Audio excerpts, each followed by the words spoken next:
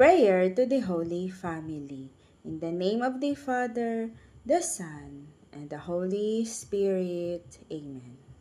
Jesus, Mary, and Joseph, in you we contemplate the splendor of true love. To you we turn with trusts. Holy Family of Nazareth, grant that our families too may be places of communion and prayer, authentic schools of the gospel and small domestic churches.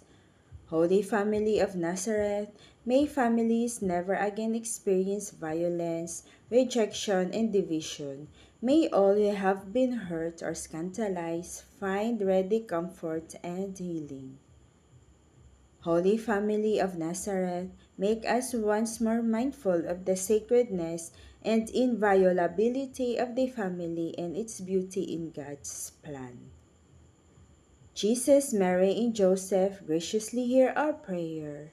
Amen. In the name of the Father, the Son, and the Holy Spirit. Amen.